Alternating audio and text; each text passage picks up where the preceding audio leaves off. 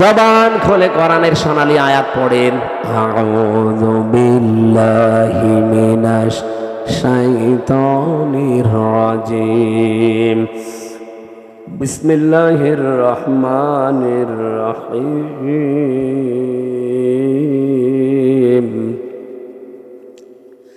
الذي خلق الموت والحياة ليبلوكم أيكم أحسن عملا وهو العزيز الغفور صدق الله العظيم। কোন সূরা জানো? মুলুক। মুলুক মানে রাজত্ব। মুলুক মানে আমরা যাই ভাবি, যাই করি না কেন, যাই চিন্তা ভাবনা আমাদের থাক, বিভিন্ন রাজনৈতিক দল করার কারণে আলাদা চিন্তা ভাবনা থাকতে পারে, কিন্তু রাজত্বের আসল মালিক কিন্তু আল্লাহ। এটা আপনাকে বিশ্বাস করা লাগবে। যদি এর ভেতরে অন্য কেউ ঢোকে আপনি মুশরিক। এক কথা বলছেন, রাজত্বের মালিককে ক্ষমতায় পৃথিবীতে কেউ দিতে পারবে না। আপনাকে ক্ষমতায় দিতে পারবে শুধুমাত্র আমার আল্লাহ। আপনার যদি অন্য কোনো বিশ্বাসের ভেতরে ঢোকে যে না আমেরিকা আমারে পারবে, ভারত আমারে পারবে, জনগণ আমারে পারবে, আল্লাহর কসম আপনার ঈমান শেষ, আপনি মুশরিক হয়ে গেছেন। কিয়ামতের দিন লাখ লাখ যদি মানুষের কমও থাকে, কিন্তু ঈমানটা যদি তার নির্ভেজাল থাকে, আমার আল্লাহ তারে মাফ করে দেবে। আমল আপনি গাড়ি গাড়ি করেছেন, কিন্তু ঈমানের ভেতরে যদি ভেজাল থাকে, ওয়াকাবিমিনা ইলা মা আমিলু মিন আমালিন ফাজআলনাহু হাবাআম মানসুরা। এই পৃথিবীতে কোনো মানুষ যদি শিরিক যুক্ত আমল নিয়ে আল্লাহর কাছে হাজির হয়, যে এই দেখেন ওর আমলটা দেখার পরে আল্লাহ ধুলি কণার মতো ওর মুখের উপরে নিক্ষেপ করবে। আল্লাহর এক বান্দা আয়াতটা নিয়ে চিন্তা করছিলেন। বাজারে গেছে বাজার করার জন্যে, হঠাৎ বাজারওয়ালা দোকানদারকে 100 টাকার একটা নোট দিয়ে বাজারগুলো সদাইগুলো দিয়ে দেন। মানে টোট এভাবে উলট পালট করে বলছে, হুজুরে টাকা চলে না, অচল টাকা। এর মাঝে যে একটা দাগ থাকার দরকার ওটা নেই, এটা জাল টাকা, ভেজাল, আপনি নিয়ে যান, অন্য সময় দিয়ে যাবেন। যেই বলেছে এটা জাল অচল, উনি সেন্সলেস হয়ে গেছে। লোকজন এসে বলেছে দোকানদার এই লোকটাকে মেরেছেন, বলছে না ওর হুঁশ ফেরান। পানি দিয়ে বাতাস দিয়ে যখন হুঁশ ফিরিয়ে এসেছে, ওরে জিজ্ঞাসা করছে, ভাই আপনি অজ্ঞান হয়ে গেলেন কেন? লোকটা বলছে, দেখেন ওকে আমাকে কিচ্ছু বলে নাই, মারিও নাই, বকা বকিও করে নাই, শুধু টাকা দিয়েছিলাম। টাকাটা উলট পালট করে বলছে এটা জাল টাকা, অচল, চলে না। আমার জীবনে একটা ধাক্কা লেগেছে যে আমারও তো একটা টাকার নোট আছে, তার নাম হায়াত। তার নাম কি বলেন বলেন? আমার তেলাওয়াতকৃত আয়াতের দ্বিতীয় শব্দই কিন্তু এইটা, আল্লাযী খালাকাল মাউতা ওয়াল হায়াতা। আল্লাহ বলেন আমি তোমাদের মউত আর হায়াত বানিয়েছি। লোকটা ডাক দিয়ে বলছে আমারও একটা হায়াত আছে, একটা নোট আছে টাকার, তার নাম এই 50, 60, 70 বছরের হায়াতের জিন্দিগি। আমি যদি এখনই মারা যাই, রব্বুল আলামিন যদি আমার হায়াতটা হাতে করে বলে বান্দা এটা অচল, চলে না। এর ভেতরে শিরিকের কিছু দেখতে পাচ্ছি, এর ভেতরে মানুষ ঠকানো আমল দেখতে পাচ্ছি। এইরকম ভেজাল আমল দিয়ে, এরকম ভেজাল জীবন দিয়ে আমার জান্নাতে যাওয়া যাবে না। এই চিন্তা করে আমি সেন্সলেস হয়ে গেছি। ও নাটোরবাসী, আমরা কোথায় আছি বলেন তো? তারাও তো মানুষ ছিল। কুল্লু নাফসিন যায়িকাতুল মাউত ওয়া ইন্নামা তুওয়াফাউনা উজুরাকুম ইয়াউমাল কিয়ামাহ। সূরা আলে ইমরান 4 নাম্বার পারা 13 নাম্বার পৃষ্ঠা 13 নাম্বার লাইনের 185 নাম্বার আয়াতের প্রথম অংশে আছে। এটা তাফসীর ইবনে কাসিরে পাবেন। রব্বুল আলামিন বলেন প্রত্যেকেই কিন্তু মারা যাবে। এই এদিকে তাকান, এখানে যারা আমরা আছি খুব বেশি হলেও আর 60 বছর 70 বছর, খুব বেশি হলেও 100 বছর পরে একজন থাকবেন না। নতুন মানুষ এই জায়গায় এসে জমিন চাষ করবে, কথা বলেন না কেন? তার মানে 100 বছর পরে আমরা যারা এখানে আছি নারী পুরুষ সবাই কবরের বাসিন্দা। মাত্র 100 বছর। আর যদি 200 বছর পরে আপনি এই নাটোরের এই জাঠিয়ান এলাকায় এসে যদি বলেন এই বাড়ি আমার, ওই বাড়িতে ওই সময় যারা বসবাস করবে তারা আপনাকে চেনে না কি? আর আপনিও তাদেরকে চেনেন না, কিন্তু বাড়ি ঘর আপনার, আপনি চিনতে পারছেন। এখন এসে যদি বলেন এই বাড়ি আমার, আল্লাহর কসম আপনাকে ঢুকতে দেবে না। আমি আমার নিজেরটা বলছি, এই যে কোরআন আমার সামনে, আমি জেলখানায় গিয়ে এগুলো আরো বেশি উপলব্ধ করতে পেরেছি, কারণ একা একা থাকতাম। আমার বাবার নাম রিয়াজউদ্দিন, তার বাবার নাম জাহান আলী, তার বাবার নাম নোমাজ আলী। এরপরে আমি আর চিনি না, সত্যি কথা বলছি, এরপরের পুরুষ আমি আর চিনি না। আর আমি নোমাজ আলীকে দেখি নাই, আমি জাহান আলী পর্যন্ত দেখেছি। এখন এই নোমাজ আলীর বাবা মাত্র 70-72 বছর আগে মারা গেছে। এই লোকটা এখন যদি এসে বলে কুষ্টিয়ায় এই 2 তলা বাড়ি আমার, এই ভিটা আমার, ওর দাঁত মুখ খুলে ফেলবো না? ভণ্ডামি করা যায় কত? কিসের নোমাজ আলীর বাবা আপনি? আমি তো নোমাজ আলীকে চিনি না। এক কথা বলছেন না কেন? বলেন তো, আমার বাবা রিয়াজউদ্দিন, জাহান আলী, নোমাজ আলী, তারপরে আমি চিনি না। আমি তাও 3 পুরুষ পর্যন্ত বললাম। এ ভাইরে জিজ্ঞাসা করেন তো, 3 পুরুষও পারবে না? খুব 2টা পারবে মনে হয়। তাহলে ওনার 3 পুরুষের আগে 4 নাম্বারটা যদি এখন এসে নাটোরে ওনার বাড়িতে বলে যে এটা তো আমার বাড়ি ছিল, আমি এখানে থাকতে চাই, কসম আল্লাহর যত বড় দাড়ি হোক ও বাড়ি উঠতে দেবে না। বলবো আপনার জায়গা না থাকলে মসজিদে থাকেন, সকালবেলা চলে যান। এই যে পাশের জেলা রাজশাহী, 3 দিন আগের ঘটনা কি ঘটেছে দেখেছেন? 4টা ছেলে মেয়ে লোকটার, অথচ ট্রেনের নিচে মাথা দিয়ে মরে গেল। 4টা ছেলে মেয়ে, 8 মাস আগে তার বউটা মারা গেছে। না, আমি শুধুমাত্র ওই ছেলে মেয়েকে দোষ দেই না, ওই বাবারও দোষ আছে। কারণ কোরআনে কারিমের যে নির্দেশগুলো ছিল সন্তান হওয়ার পরে 11টা, আপনি খালি জন্ম দিয়ে ছেড়ে দেবেন তা না। ওই 4টা ছেলে মেয়েকে যদিও কোরআনে বর্ণিত 11টা শিক্ষা দিত, যেই বৌমা 2টার কারণে লোকটা আত্মহত্যা করলো, ওই রকম বউ ছেলেরা 14টা বাদ দিয়ে দিত। আমাদের জাতির পিতা হযরত ইব্রাহিম আলাইহিস সালাম তার সন্তান ইসমাইলকে বলেছিলেন যে তোমার ঘরের চৌকাঠটা পাল্টিয়ে ফেলো, তার মানে তোমার এই বর আচরণ ভালো না, এরে পাল্টিয়ে ফেলো। উনি কিন্তু বুঝে ফেলেছিলেন যে বাবার মনে দুঃখ দিয়েছে। এই জন্য এখানে একটা মাসলা বের হয়, আপনার বাবা যদি ইসলামী কোনো কারণে আপনার বউ বাদ দিয়ে দিতে বলে, বাবার কথা অনুযায়ী বউ বাদ দেওয়া যায়, কিন্তু 4 কারণে। আপনি বাবা ওই যে যৌতুকের টাকা পাইনি এই জন্য বাদ দিতে বলছে, ওই রকম বাবার কথা মানা যাবে না।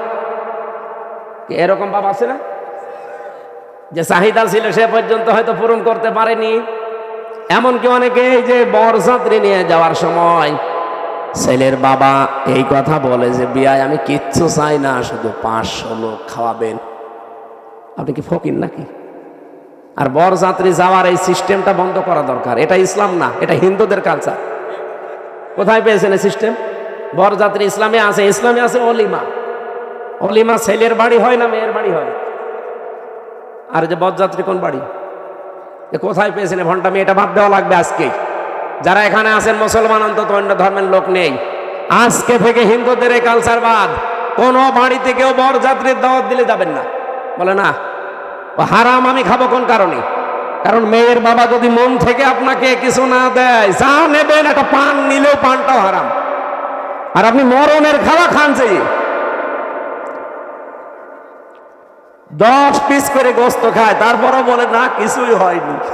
তোর হবে কি করে? ও তো রাক্ষস। বরযাত্রী যাওয়া যাবে? গিয়েছেন কোনদিন? এটা বন্ধ করা লাগবে। অলিমা করবেন, অলিমা করা যায় আছে। আমি এই কথাটা 3-4 বার বলতাম না, কারণ আমার ছেলে নেই, আমার 3টা মেয়ে, আমার আবার বাঁচা লাগবে না। যদিও ইসলামে আছে, তারপরও আমার নিজেরও বাঁচা লাগবে ভাই। বারবার করে বলছি, বরযাত্রী যাওয়া, অলিমা করা হয় ছেলের বাড়িতে, ছেলের বাবারা বুঝুক। না, এই যে এই লোকটা ট্রেনের নিচে মাথা দিয়ে মরে গেল, এই যদি ছেলে মেয়েকে আল্লাহর পরে মা বাবার স্থান, এটা যদি কোরআন থেকে হাদিস থেকে ছোটবেলা থেকে শেখাতো এই দিনটা, তাহলে এই দুইটা ছেলে ওর বউ দরকার হয় বাদ দিয়ে দিত, তারপরও বাবাকে ভাবে বাড়ি থেকে বের করে দিত না। ও লোকটা সারাদিন বাড়িতে জায়গা পায়নি, শেষ পর্যন্ত স্টেশনে না খেয়ে সারাদিন ছিল, সকালবেলা যে মরে গেছে। এরকম সন্তান যেন কারো না হয়। আরে সন্তানের তো শুধু দোষ না ভাই, আপনি ওইভাবেই তৈরি করেছেন তাকে। আল্লাহর পরে যে আপনার স্থান সে তো জানেই না। এখানে মাসলা হচ্ছে বাবার কথা যদি শরীয়ত সম্মত হয়, বাবা যদি বলে বউ রাখা যাবে না, এর ভেতরে আমি শরীয়তের এই জিনিসগুলো ভুল পাই, তাহলে বাদ দিয়ে দেওয়া লাগবে। কিন্তু মায়ের কথা শুনে বউ তালাক দেওয়া জায়েজ না। এই মাসলাটা মনে রাখবেন। বাবার সম্মান কিন্তু মায়ের চাইতে খুব বেশি না, 3 গুণ বেশি মায়ের মর্যাদা। কয় গুণ? কিন্তু মায়ের কথা শুনে কেউ বউ তালাক দেওয়া জায়েজ নেই, কারণ শাশুড়ির সাথে আর বৌমার সাথে সম্পর্ক মেয়ে আর মায়ের মতো জীবনও হয়নি, হবেও না। আর যেখানে হয় সেটা একেবারে সোনায় সোহাগা। শাশুড়ি যারা এসেছেন, বৌমা যদি আপনার ছেলেকে ভালোবাসে বেশি, তার সাথে অন্তত অন্তরঙ্গ থাকে বেশি। অনেক শাশুড়ি বলে আমার বৌমা আমার ছেলের দখল করে ফেলেছে। আরে আপনার তো নামাজের সেজদায় পড়ে শুকরিয়া আদায় করা দরকার যে আপনার ছেলে অন্তত শুধু বউ নিয়ে ব্যস্ত থাকে, অন্য জায়গায় লাইন করে না। ছেলের সুখের জন্য একটু ছাড় দেওয়া যায় না? এখানে যারা শাশুড়ি বসে আছেন, অবশ্যই আপনাকে ছাড় দেওয়া লাগবে, কারণ আপনার ছেলের সুখের জন্য 10 মাস 10 দিন আপনি কষ্ট করেছিলেন, 22 থেকে 25 বছর একাধারে কষ্ট করলেন। এখন আর একজনের হাতে অন্তত সে আছে, তার সুখের জন্য একটু স্যাক্রিফাইস করা লাগবে আপনাকে। এরকম শাশুড়ি আমরা চাই। এরকম মা আমাদের দরকার নেই। এই মার এদিকে মন পাওয়া যায় না, ওদিকে বর মন পাওয়া যায় না, শেষে আমরা রোগী হয়ে যাই। এরকম পরিবার দেশে নেই, বলেন ভাই? নেই না। সম্মানিতা শাশুড়ি যারা আছেন, আপনাদের আমি হাতে পায়ে ধরে বলছি, আপনার বৌমার সাথে আপনি মেয়ের মতো ব্যবহার করেন। পরিবারে হানকা শান্তি আনতে হলে এটা আপনার লাগবেই। খালি খাই নাই এ করে এই যে অশান্তি তৈরি করে রাখেন ছোটখাটো জিনিস নিয়ে। হয়তো বৌমার জন্য 1000 টাকার যে একটা শাড়ি কিনেছে, মায়ের জন্য 800 টাকা দিয়ে 200 টাকা কম বেশি এই ঝগড়া চলছে। আমি বেশি বলে ফেললাম? এরকম পরিবার দেশে নেই। আপনি মনটা উদার করতে পারেন না যে আমি তো সারা জীবন অন্তত ভোগ করেছি, এখন যুবতী মেয়ে ওরা করুক। আর আপনার বাইরের মানুষ হতো আপনার ছেলের অন্তরঙ্গ, একটু শান্তিতে থাকলে আপনার ছেলেও শান্তিতে থাকবে। বহু পরিবার এরকম অশান্তি দেখি শুধুমাত্র এই শাশুড়ির ছোট মনের কারণে। নাকি নাটোরে আমার মনে হয় বেশি বলা হয়ে গেল। আছে এরকম না, জানি। সম্মানিতা মা বোন যারা এসেছেন, বিশেষ করে পুত্রবধূ, আপনি আর 100 বছর পরে বললাম তো থাকবেন না। আল্লাহর কসম, দুনিয়া যেহেতু থাকার জায়গা না, শাশুড়িকে নিজের মায়ের মতো ভাবতে শুরু করেন আজকে থেকে। তো মুরব্বী মানুষের কিছু উল্টা পাল্টা হতেও পারে। নিজের মা বাবা ভুল করলে তো মাফ করে দেন। আর অন্যের মা এখন মনে করছেন শাশুড়ি তো আমার মা না, কিছু হলে স্বামীর কানে তুলে দেন, তার মনটাও তো খারাপ হয়ে যায়। আর আমি নিজে একজন স্বামী, যত স্বামী এখানে বসে আছে প্রত্যেক স্বামীর পক্ষ নিয়ে বলতে পারি, আপনি যদি সত্যি আমার মন চান, আমার মাকে বাবাকে নিজের মা বাবার মতো আপনাকে মনে করা লাগবে। নাই তো জীবনও আপনি আমার মন পাবেন না। হয়তো উপরে আপনাকে ভালোবাসবো আমার ছেলে মেয়ের কারণে, কিন্তু জীবনও আপনি আমার মন পাবেন না। আশা করছি এটা একটু ছাড় দেবেন, নিজের মা বাবার মতো আপনি মনে করে দেখেন পরিবারটা একটা মিনি জান্নাত হয়ে যাবে। বিশ্বনবী জানিয়েছেন, পরিবার যখন কোনো স্ত্রী লোক মারা যায় এ অবস্থায় যে তার স্বামী তাকে দেখে বলেছে, না আমার বউ কিন্তু সত্যি আমার মন মতো ছিল। নবীজি বলেন, এই স্বামী স্ত্রীর লাশ দেখে যদি গ্যারান্টি দিতে পারে ওই স্ত্রী জান্নাতি। নামাজ পড়ে নাই, রোজা রাখে নাই, পর্দা করে নাই, কথাগুলো এখানে নেই। খাদিজাতুল কুবরার পুরা জীবনী পড়লাম, জীবনে 1 ওয়াক্ত নামাজ পড়েননি, একটা রোজা রাখেননি, জীবনে একদিনের জন্য পর্দায় থাকেননি, জীবনে একটা হজও করেননি, একটা টাকা যাকাতও দেননি। কিন্তু তাকে আমার আল্লাহ নিজে সালাম পাঠিয়েছেন। এই একজন মাত্র মহিলা পৃথিবীতে যাকে আল্লাহ নিজে সালাম দিয়েছেন। আর নিজে জান্নাতে ঘর বানিয়ে তার জন্য সুসংবাদ পাঠিয়েছেন এই একটা মাত্র মহিলা, অথচ জীবনে কোনোদিন নামাজে এক ওয়াক্ত পড়েননি, একটা রোজা রাখেননি, জীবনে একদিনের জন্য পর্দায় ছিলেন না। কারণ কি? কারণ এগুলো সব নাজিল হয়েছিল তার ইন্তেকালের পরে। কথা বোঝেন? এই বিধানগুলো সব নাজিল হয়েছিল তার ইন্তেকালের পরে, এজন্য উনি করতে পারেননি। কিন্তু আল্লাহ তাকে সালাম দিয়েছেন এবং ঘর জান্নাতে বানিয়ে আলাদা তার জন্য পাঠিয়েছেন।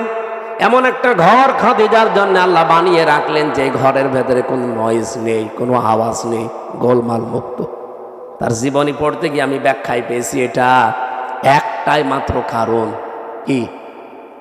একটাই মাত্র কারণ, হযরতে খাদিজাকে আল্লাহ জান্নাত দেওয়া, সালাম দেওয়া, যে জীবনে কোনো দিন তিনি স্বামীর মনে একদিনের জন্য দুঃখ দেয়নি। স্বামী যখন বাইরে থেকে আসতো ঘরটা নয়েজ মুক্ত রাখতেন, আওয়াজ মুক্ত রাখতেন, একটা নির্মল শান্ত পরিবেশ তৈরি করে দিতেন ঘরটায়, মনে হচ্ছে বাইরে থেকে এসে জান্নাতে আছে। আল্লাহ এত খুশি হয়েছিলেন স্বামীর এই আচরণটায়, নিজে সালাম তো পাঠিয়েছেন, আবার জান্নাতে ওরকম একটা আলাদা ঘর বানিয়ে সুসংবাদ পর্যন্ত দিয়েছে। আমি নিজে স্বামী সহ যত স্বামী এখানে বসে আছি, আমি গ্যারান্টি দিয়ে বলতে পারি, একটা স্বামী এখন হাত তুলতে পারবেন যে জীবনে কোনো দিন একদিনের জন্য আমার স্ত্রী আমাকে একটা দুঃখ দেয়নি? হাত তোলেন তো। নেই।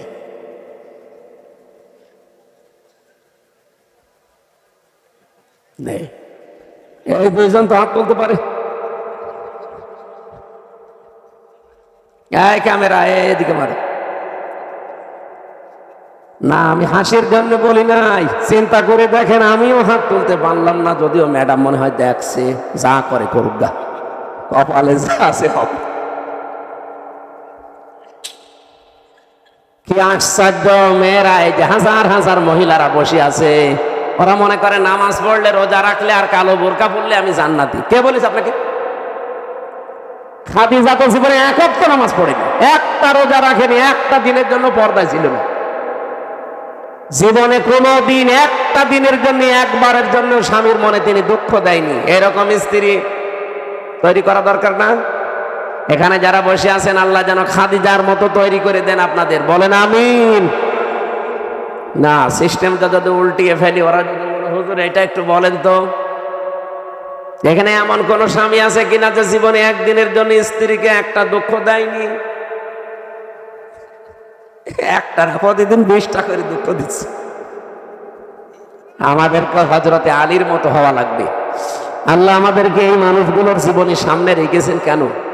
শিক্ষা নেওয়ার জন্য। পরিবারটা জান্নাত হয়ে যাওয়ার কথা, অথচ 100টার প্রায় 99টা পরিবার এখন শান্তি নেই। সে আলেম বলেন, হুজুর বলেন আর জেনারেল বলেন, সবগুলো এখন অশান্তি, এই শুধু ছোট মনের কারণে। আমি দুনিয়ার একটা হিসাব দিচ্ছিলাম, আমি নিজের দাদার বাবাকে পর্যন্ত আর চিনতে পারছি না। 200 বছর পরে আমিও যদি কুষ্টিয়ায় আমার ওই বাড়িতে এসে বলি এই বাড়ি আমি বানিয়েছিলাম, আল্লাহর কসম 200 বছর পরে যারা ওখানে বাস করবে আমারে কুষ্টিয়ায় ঢুকতে দেবে না। এ হচ্ছে দুনিয়া। আল্লাহ এর পরের অংশে দিয়েছেন, ওয়া ইন্নামা তুওয়াফাউনা উজুরাকুম ইয়াউমাল কিয়ামাহ। ও পৃথিবীর মানুষেরা, বুঝে শুনে কাজ কারবার করবা, যা করো না কেন এইটা কিন্তু তোমারে দেওয়া হবে। যা করবা এইটাই তোমাকে দেওয়া হবে। ফামান যুহজিহা আনিন নার, এইটা বলার জন্য আমি এ পর্যন্ত আসলাম, ভালো করে শুনবেন। ফামান যুহজিহা আনিন নার ওয়া উদখিলাল জান্নাতা ফাকাদ ফাজ। এখানে আয়াতের 2টা তাফসীর হয়। আলেম যারা আছেন তাদেরকে বলছি ভালো করে মিলাবেন। প্রথম তাফসীর হচ্ছে, ওই লোকটার জীবন আসল সফল, যাকে আল্লাহ জাহান্নামের আগুন থেকে মাফ করে দিয়ে জান্নাতে দিয়ে দেবে, সে লোকটা সফল। আর একটা তাফসীর হচ্ছে, পৃথিবীর ময়দানে যতদিন সে বেঁচে আছে, জাহান্নামের কাজগুলো যখন আস্তে আস্তে ছেড়ে দিয়ে জান্নাতের কাজের দিকে আস্তে আস্তে এগিয়ে যেতে পারে, তখন সে যেন মনে করে আমি সফল হচ্ছি। আগে নামাজ পড়তো না, এখন ধরেছে। আগে সুদ খাইতো, এখন ছেড়ে দিয়েছে। এরকম কাজ কারবার গুলো যখন আপনি জাহান্নামের কাজ একটা একটা করে ছেড়ে দিয়ে জান্নাতের কাজের দিকে এগিয়ে যেতে পারবেন, আপনি মনে করবেন আল্লাহ পাক আমাকে জীবন সফল করে দিচ্ছে। আপনি বলেন তো হচ্ছে আপনার জীবনে এটা? না। আগে বিড়ি খেতেন না, এখন আর খান। আগে সুদ খেতেন না, এখন খান। এমনকি এখানেও আমার মনে হয় এমন এমন মানুষ বসে আছে সুদের টাকা ছেড়ে দেয়, 1000 টাকা দিলে 100 টাকা বেশি দেয়। এরকম মানুষ টাকা ছেড়ে দিয়ে রেখেছে, সেই টাকা ওয়াজ শুনে যে তুলবে, এরকম মানুষ নেই। অলরেডি টাকা ছেড়ে দিয়ে এসেছে, ওয়াজ শেষ করে কালকে যে ওই টাকা তুলবে সুদের টাকা। নাকি এলাকা এখনো শুরু হয়নি? তা কারা কারা সুদের টাকা ছেড়ে দেবেন হাত তোলেন তো। একজু তা দাঁড়িয়েলা মানুষ। আপনি কয় টাকা ছেড়েছেন? না, যারা এগুলো ছেড়েছেন আপনি না খেয়ে বলে যান ভাই, সুদের টাকা খাওয়া আর মায়ের সাথে জেনা করার সময়। আরো জোরে বলেন নাউযুবিল্লাহি মিন যালিকা। আল্লাহ আমাদের হেফাজত করুন, আমিন। আমাল হায়াতুদ দুনিয়া ইল্লা মাতাউল গুরুর। আল্লাহ বলেন পৃথিবীর এই জমিনটা, পুরা জীবনটাই ধোঁকা, এটা পুরাটা খেল তামাশা, এটা প্রতারণা ছাড়া দুনিয়ার মানুষ কিচ্ছু না। এখনো টের পাচ্ছ না? আমি হামজা যদি এখনই এই অবস্থায় মরে যাই, আপনারা হয়তো খবর পাঠিয়ে দেবেন বাড়িতে যে হামজা মারা গেছে। আমার স্ত্রী, আমার ম্যাডাম কাঁদতে কাঁদতে বেহুশ হয়ে যাবে, আমি জানি, এত ভালোবাসি। হয়তো 2-3 দিন 5 দিন 7 দিন খাওয়া দাওয়া হাফ হয়ে যাবে, খেয়ে না খেয়ে পার করবে। 4 মাস 10 দিনের ভেতরে দেখবেন সব স্বাভাবিক হয়ে গেছে।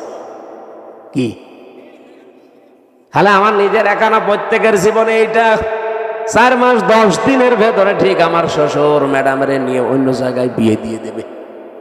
কি মাত্র 4-5 দিন সংসার করার পরে ওর বাবার কল দিয়ে বলবে, আব্বা হামজা তো আর কি ছিল, এখন যেটা দিয়েছে এটা 100 গুণ ভালো। এই হচ্ছে দুনিয়া। আল্লাহ এইটা আমাদের বুঝিয়েছেন যে আমাল হায়াতুদ দুনিয়া ইল্লা মাতাউল গুরুর। যে হায়াত শব্দটা আছে না, এইটার ব্যাখ্যা করার জন্য আমি আয়াত পড়লাম। আপনাদের কষ্ট হচ্ছে নাকি ভাই? আর আধা ঘন্টা থাকা যাবে না? অনেক ব্যস্ত মানুষ আছে তো, এই জন্য আমি তাড়াতাড়ি করছি, এরা আবার চলে যাবে তো। আমার ভাইরা, আল্লাহ রাব্বুল আলামিন শুরু করলেন, আয়াতের শুরু থেকে দেখবেন আল্লাযী খালাকাল মাউতা ওয়াল হায়াতা। আমি এমন আল্লাহ কি তোমাদের মউত আর হায়াত আমি বানিয়েছি। এবার চিন্তা করেন, আল্লাহ আয়াত শুরু করার আগে কিন্তু হায়াত আগে দেননি, আগে দিয়েছেন মউত। কি দিয়েছেন? মুফাসসিররা তাফসীর করতে গিয়ে লিখেছেন, আল্লাহ পাক মানুষকে জানাতে চেয়েছেন, পৃথিবীর মানুষেরা পৃথিবীর যত উপরে ওঠো না কেন, এই কথা সব সময় মনে রাখবা যে আমার মরা লাগবে। কি করা লাগবে? আমি প্রধানমন্ত্রী না, আমি সারা পৃথিবীর যদি মরল হয়ে যায়, এই চিন্তা সব সময় পেছনে রাখবা যে আমার মরা লাগবে। তাহলে দুনিয়ার জীবনটা পরিচ্ছন্ন থাকবে। জবান খুলে সূরা মুলকের 2 নাম্বার আয়াত, মাত্র একটা আয়াত পড়েছি। এ মাথার ভেতরে আয়াত নিয়ে যত কথা সাজানো আছে, সারা জীবন যদি বলা যায় তাও শেষ হবে না, এত কথা আছে আয়াত। আমরা তাফসীর আকারে পড়বো এবং তাফসীর আকারে বলবো ইনশাআল্লাহ। রব্বানা আতিনা ফিদ দুনিয়া হাসানা ওয়া ফিল আখিরাতি হাসানা ওয়া কিনা আযাবান নার। বলেন আমিন। দুনিয়ায় আগে শান্তি দরকার। দুনিয়ায় শান্তি, স্বস্তি, নিরাপত্তা যদি সত্যি আমরা পেতে চাই, এটার বিকল্প দুনিয়ায় কিচ্ছু নেই। কারণ বহু মানুষ চেষ্টা করেছে এর আগে, এটা বাদ দিয়ে শান্তি দিতে পারে নাই। আপনি তাকান এই পৃথিবীর দিকে, কত মানুষ শান্তি দেওয়ার জন্য চেষ্টা চালিয়েছে, কিন্তু কাঙ্ক্ষিত মানের শান্তি দিতে পারে নাই। উন্নত দেশগুলোতে আপনি মনে করেন খুব শান্তিতে আছে, কোরআনের আইন বাদ দিয়ে না। আমি বাইরের দেশগুলোতে, আমাদের নরসিংদীর বাবুরহাটের মতো শান্তি পাইনি। রাত 8টা 8:30টার পর বড় বড় মার্কেটগুলো, শপিং মল সব বন্ধ করে দেয়, কারণ নিরাপত্তা দেওয়ার মতো তাদের হাতে কোনো মাল ম্যাটারেস নেই, এত পাহারাদার, এত উন্নত প্রযুক্তি। এইটা যদি থাকে, তারপরও তো বাংলাদেশে এটা এখন নেই। মানে নরসিংদী বাবুরহাটে রাত 12টা 1টা 2টা নেই। দেখেন মানুষ কিভাবে ব্যবসা করছে। হযরত ওমর জানিয়েছিলেন, কোরআনের 500 আইন যদি পৃথিবীতে কায়েম হয়ে যায়, হাজরে আসওয়াদ থেকে হাজরা মাউত পর্যন্ত, সানাই থেকে হাজরা মাউত, এ বিশাল রাস্তা, একজন সওদাগার লক্ষ লক্ষ টাকার মালামাল নিয়ে চলতে থাকবে। একজন যুবতী মেয়ে পোড়া শরীরে গহনা গাঁটি নিয়ে চলতে থাকবে। ওর মনের ভেতরে একটা ভয় কাজ করবে না, শুধু আল্লাহর ভয় বাদে অন্য কারো। আমরা তো ওই রকম পরিবার চাই, ওই রকম সমাজ চাই, ওই রকম দেশ চাই। টেকনাফ থেকে তেতুলিয়া পর্যন্ত একজন মানুষ লক্ষ লক্ষ টাকা নিয়ে আসবে। ওর মনের ভেতরে ছিনতাইয়ের ভয় থাকবে না, চুরির ভয় থাকবে না, কোনো ডাকাতির ভয় থাকবে না। একটা ভয় থাকবে, কার? বলেন বলেন। মিনি জান্নাত হয়ে যাবে দেশটা। এই দৃশ্যটা আমরা চোখে দেখতে চাই। জীবনে প্রতিদিন আমার মনে হয় এই দোয়াটা আমি অন্তত সে কোনো একবার করি, আল্লাহ পৃথিবীতে কিছুই যদি তোমার কাছে কবুল না হয়, 3টা বছর বিনা কারণে জালেমদের জিন্দানখানায় বন্দী ছিলাম, কষ্ট তো কম বেশি পেয়েছি, ওরা আর আমাদেরকে আরো বেশি কষ্ট দিয়েছে।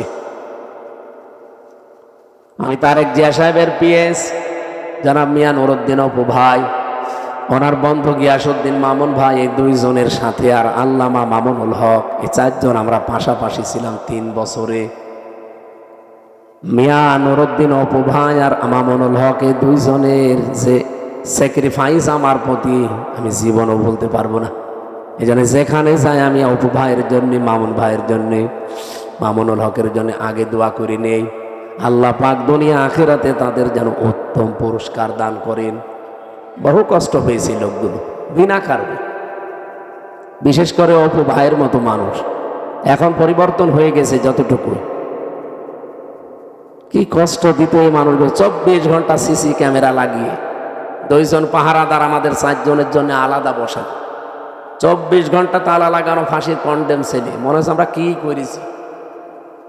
খালি ওনাদের তারেক জিয়ার সাথে সম্পর্ক আর আমাদের ইসলামের সাথে সম্পর্ক, এই তাছাড়া আমার কি দোষ পেয়েছিল বলে? আমারে মামলা দিয়েছে, আমি নাকি আনসারুল্লাহ বাংলা টিমের প্রধান, কি অসাতা আমি জানি। সেই ভুয়া মামলা দিয়ে 3 বছর রেখে দিই।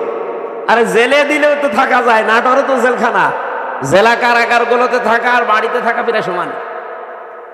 কিন্তু আমাদের গেছিল হাই সিকিউরিটি জেলে, ফাঁসির সেল, কন্ডেম সেল, ওর ভেতরে আবার 24 ঘন্টা তালা লাগানো। কিছু পড়তেও দিত। একবার কারারক্ষী দেবদুলাল বললাম যে স্যার একটা বই নিয়ে এসে দিতে পারেন না? হুজুর আমার সুন্দর সুন্দর বই আছে, একটা নিয়ে দেব। এসে দেখি দিয়েছে বঙ্গবন্ধুর আত্মজীবনী। এটা পড়ে করবো কি? না, অনেক জ্ঞান আছে এর ভেতরে, পড়েছিলাম। পড়াটা কি করবো, কোনো বই নেই, সারাদিন সারা রাত ওই বই।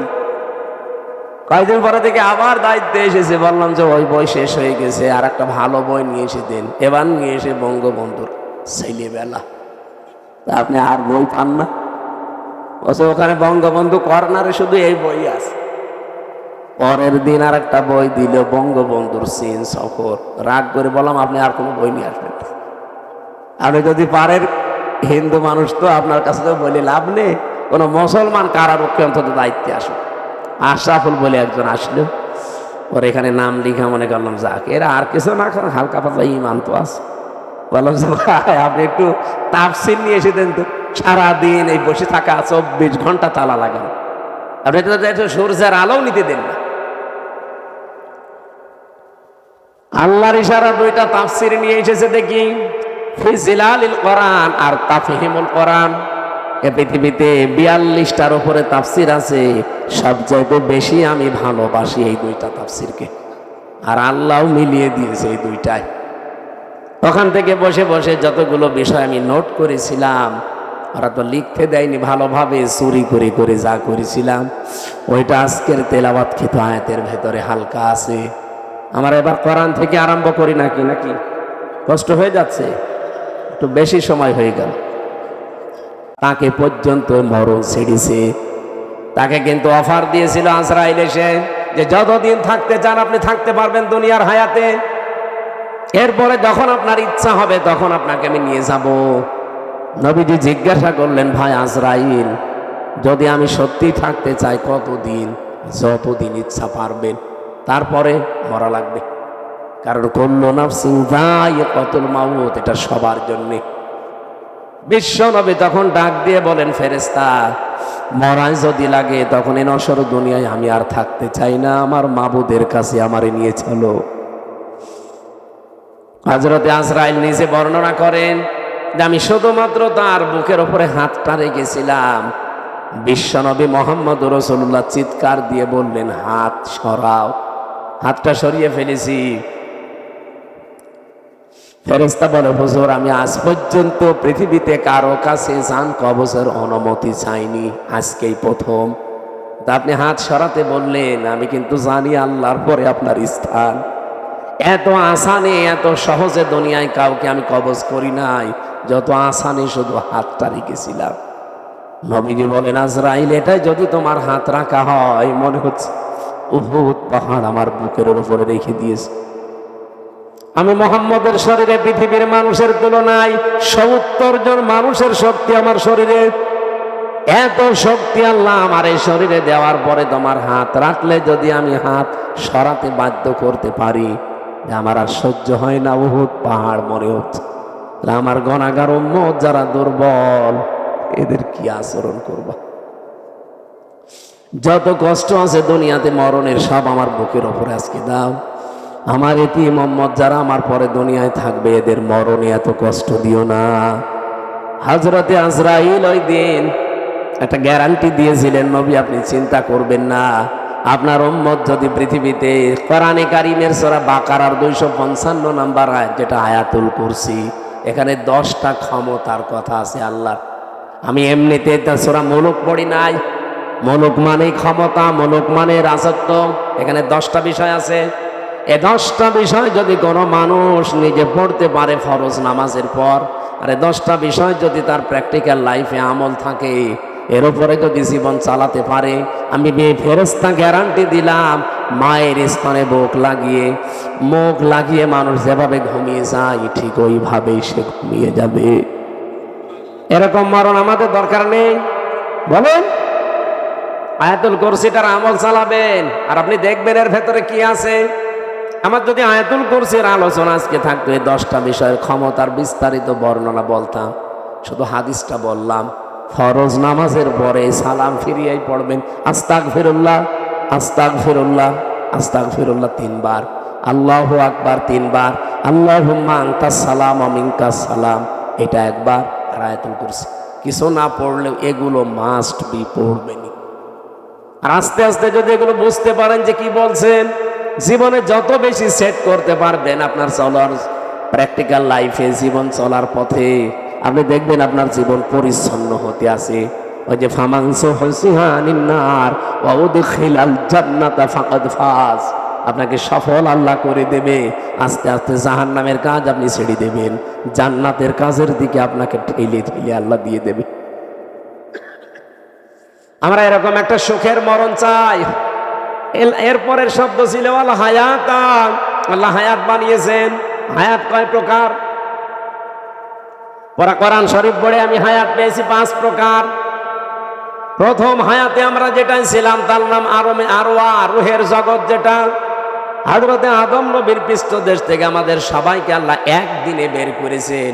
এই জন্য পৃথিবীর প্রতিটি মানুষের হায়াত সমান। এখানে এই তথ্য জানেন না অনেকে। দুনিয়ায় যত মানুষের আগে এসেছে, যত মানুষ এখন আছে, কিয়ামত পর্যন্ত যারা আসবে, সবার হায়াত সমান। এদিকে তাকান, সবার হায়াত সমান। আমি আপনাকে একেবারে শেষ পর্যন্ত মিলিয়ে দেব। আদম আলাইহিস সালামের পর থেকে দুনিয়ায় যারা এসেছে, তারা 1000 বছর, 950 বছর এরকম হায়াত পেত। তারা ওই সময় থেকে চলে গেছে। এরপরে যারা আস্তে আস্তে সিরিয়ালে আসছে, 150 বছর, 200 বছর, 50, 60 বছর পরে পরে চলে যায়, নতুন মানুষ আসে। এই যারা চলে গেল, ওরা কোথায় যাচ্ছে? এই যে হায়াত 5 প্রকার বললাম কেন? আল্লাহ পাক প্রথম হায়াত দিয়েছে আলমে আরওয়াহ, যেটা আমরা সবাই একসাথে ছিলাম।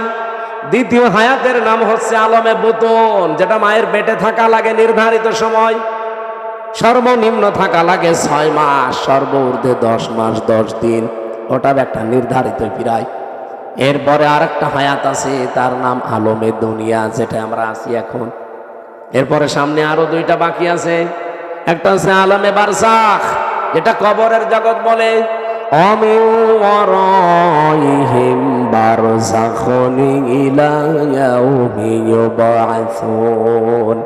তোমাদের এরপরে একটা পর্দার আড়ালের জগৎ আসতেছে, তার নাম বারজাখ, কবর।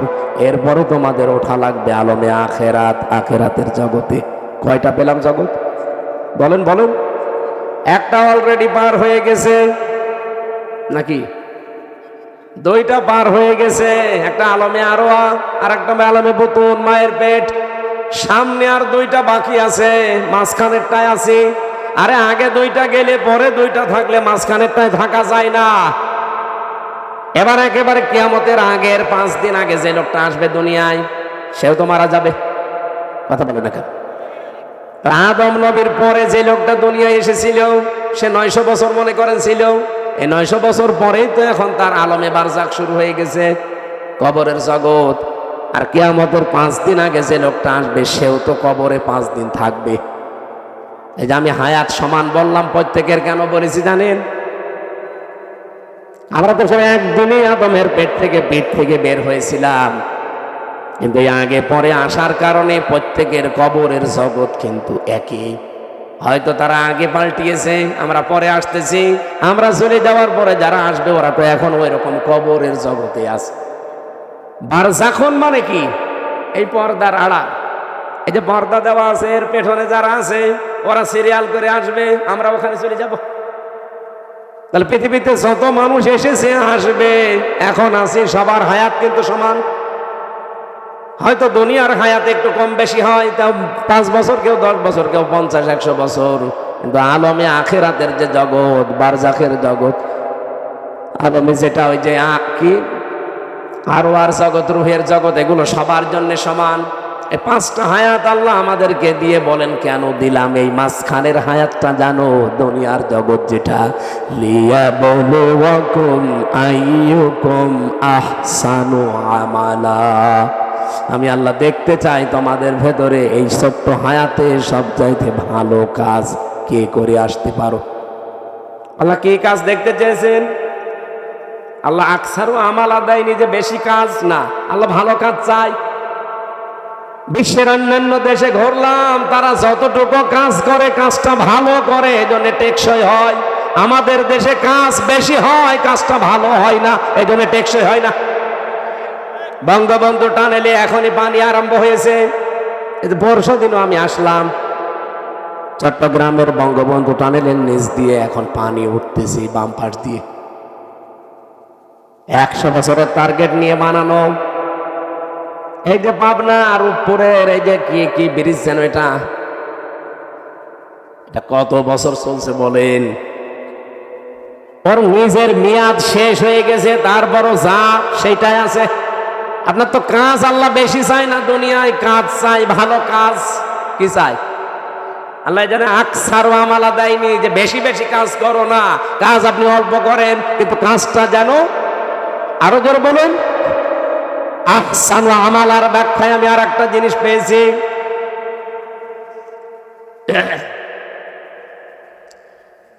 মরণের পরে যেহেতু একটা জিনিসের হিসাব আল্লাহ নিজে ধরবেন, তার নাম ওই যে মিজান। আমরা নাম শুনি যে মিজানের পাল্লায় আল্লাহ মাপ দিবেন।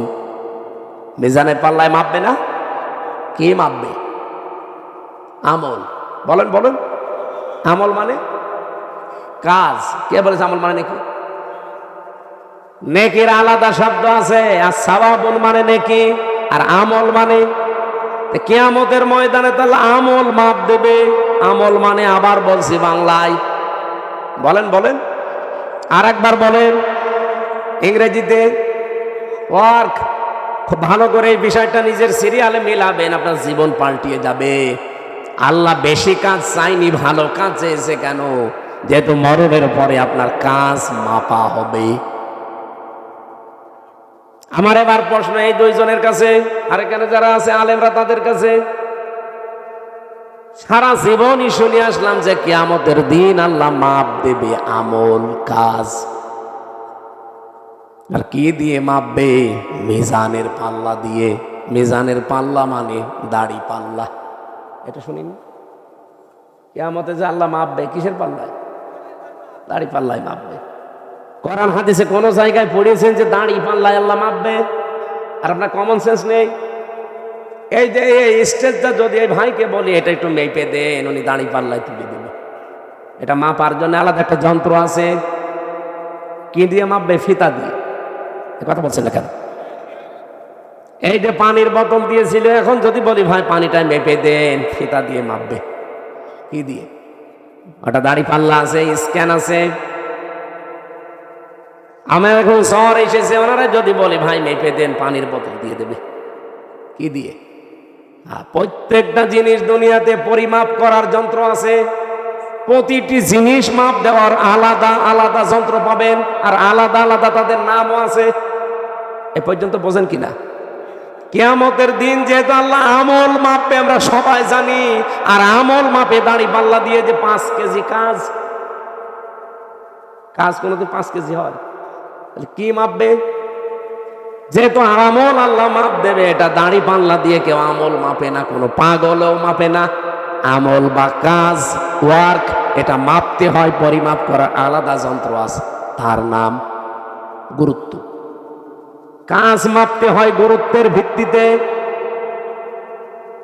আপনাকে নতুন শুনছেন জীবনে? কোনোদিন তাফসীর পড়েননি নাকি এইভাবে পড়েননি? কিয়ামতের দিন আল্লাহ মাপ দেবে, আমরা সারা জীবন শুনে আসছি আমল, আর মাপ দেবে কিসে? মিজানের পাল্লায়। মিজান মানে যত তাফসীর আছে, যত অভিধান আছে আরবি পৃথিবীতে যত আছে নিয়ে আসে, কোন জায়গায় মিজান মানে দাড়ি পাল্লা লিখা আছে? আছে। মিজান মানে মানদণ্ড, মিজান মানে ন্যায় বিচারের প্রতীক। এই জন্য হাইকোর্টে দেখেন সরকার একটা দাড়ি পাল্লা টাঙিয়ে রেখেছে, দেখেননি? হাইকোর্টে গিয়েছেন কোনোদিন? দাড়ি পাল্লা টাঙানো আছে। দাড়ি পাল্লা মানে কি? জামাত ইসলামের দাড়ি পাল্লা না। সরকার দেশের মানুষকে বোঝাতে চায় যে বাংলাদেশের কোন জায়গায় যদি ন্যায় বিচার না পাও, এই হাইকোর্টে আসলে ন্যায় বিচার পাবে। এই দেখো তার প্রতীক, দাড়ি পাল্লা দিয়ে দুই দিকে পাল্লা, একটাকে একদিকে ঝোলা আছে, সমান্তরাল করা, একেবারে সমান সমান। এখানে এসে ন্যায় বিচার পাবা, এটা ন্যায় বিচারের প্রতীক। কোরআনে কারিমে আল্লাহ এরকম একটা আয়াত দিয়েছেন সূরা হাদীদের 25 নম্বর আয়াত, লাকাদ আরসালনা রাসূলানা বিল বায়্যিনাত ওয়া আনসালনা মাআহুমুল কিতাবা ওয়াল মিজান লিয়াকুমান নাসু বিল কিসতি। এখানে 3টা বিষয় আছে। অবশ্যই আমি দুনিয়াতে রাসূল পাঠিয়েছি, 1 নম্বরে। 2 নম্বরে তাদের সাথে মিজান দিয়েছি। মিজান মানে মানদণ্ড, ন্যায় বিচার করার জন্য মানুষের ভেতরে মানদণ্ড কি হবে সেটা আমি দিয়েছি, তার নাম কি? তাহলে এখানে মিজান মানে মানদণ্ড, ন্যায় বিচারের একটা পথিকের নাম মিজান। আর আমরা সবাই এখন জানলাম, যারা শিক্ষিত মানুষ জিজ্ঞাসা করে দেখেন, প্রত্যেকেই বলবে কাজ মাপতে হয়, আমল মাপতে হয়, এটা দাড়ি পাল্লা দিয়ে না, এটা মাপতে হয় গুরুত্বের ভিত্তিতে। আপনি কাজটা গুরুত্বপূর্ণ কিনা সেইটা আল্লাহ দেখবে। এখানে গুরুত্বপূর্ণ কি কাজ বলে? এই যে স্টেজের গুরুত্বপূর্ণ হচ্ছে খুঁটি আর সামিয়ানা। এই খুঁটি আর সামিয়ানা যদি না থাকে, গুরুত্বপূর্ণ এই দুইটা, এই স্টেজের কোনো দাম আছে? আর কেউ স্টেজ বলবে?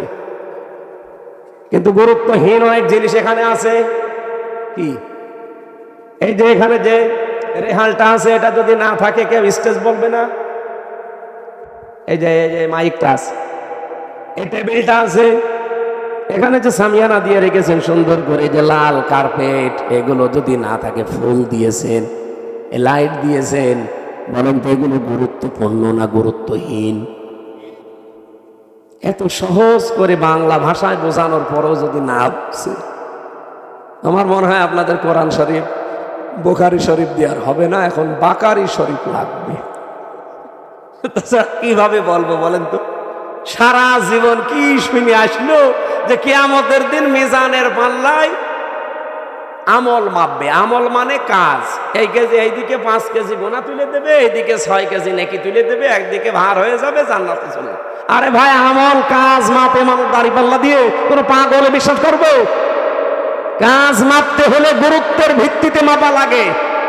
আমি এই ভাইকে বললাম, ভাই কুষ্টিয়ায় যান, এই কাজটা করে আসেন। বিকালে বেলা দেখে উনি কাজে না যেয়ে ওই নাটোরের মোড়ে মার্বেল খেলছে। আমার কথার গুরুত্ব দিয়েছে? কাজের গুরুত্ব দিয়েছে? আল্লাহ পৃথিবীতে গুরুত্বপূর্ণ কাজ দিয়েছেন আমাদের জীবনে 500টা। কয়টা? এই কোরআনে আছে 6666টা আয়াতের 500 আয়াত শরীয়তের বিধান গুরুত্বপূর্ণ, যেটাই খুঁটি আর সামিয়ানার মতো। এটা না থাকলে যতই আনুষঙ্গিক কাজ করেন, একটা কাজের মূল্য থাকবে না। কারণ খুঁটি নেই, সামিয়ানা নেই, জীবনে এখানে কেউ আসবেও না স্টেজ বলি। আমি আশা করি কথা কি বোঝাতে চাই আপনি বুঝেছেন। জীবনের গুরুত্বপূর্ণ এই কাজগুলো আজ আমাদের নেই।